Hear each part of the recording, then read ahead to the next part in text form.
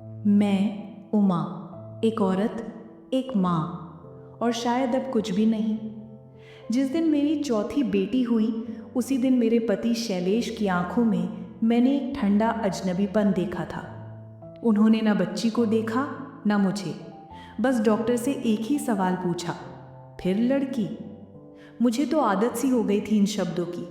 पहली बेटी पर भी दुख, दूसरी पर भी चुप्पी, तीसरी पर अपमान और अब चौथी पर खामोशी भी नहीं, बस एक फैसला। कुछ ही महीनों बाद उन्होंने दूसरी शादी कर ली। औरत कौन थी? वही जो कभी मेरी सहेली बनकर मेरे घर आती थी। आयरनी। उस दिन मुझे समझ आया कि दर्द का कोई आखिरी बिंदु नहीं होता। दूसरी शादी के बाद सब बदल गया। पहले मैं अदृश्य हुई, फिर मेरी बेटियां और फिर एक दिन हमें घर से निकाल दिया गया। 4 बच्चियां, एक माँ और सर्दी की रात।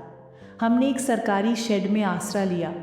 कुछ लोग दया करते, कुछ नज़रें चुभाते, लेकिन मेरी सबसे बड़ी बेटी कुहू ने कहा, माँ, अगर ये दुनिया हमें नहीं पहचानती तो चलिए कुछ ऐसा करते हैं कि एक दिन यही लोग हमें याद रखें।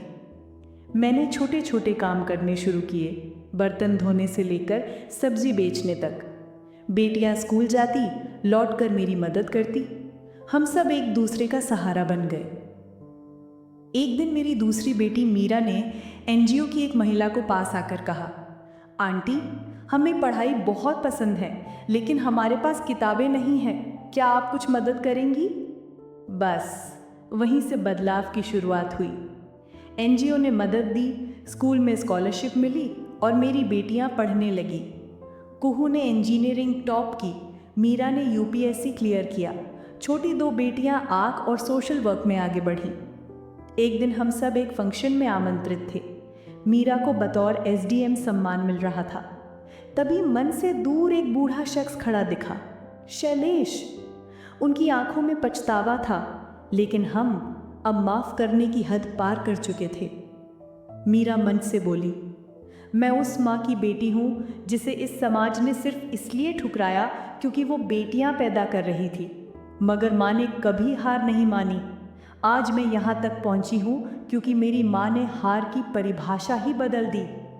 पूरा हॉल तालियों से गूंज उठा। अंत नहीं, शुरुआत है। अब हम उसी शहर में रहते हैं लेकिन पहचान नहीं है। अब लोग कहते हैं, ये उमा जी है, जनशक्ति फाउंडेशन की संस्थापक, जिनकी 4 बेटियां देश की चारों दिशाओं में नाम रोशन कर रही हैं। कभी घर से निकाली गई, अब एक मिसाल बन गई। बेटियां बोझ नहीं होती, बस उन्हें पंख देने की ज़रूरत होती है।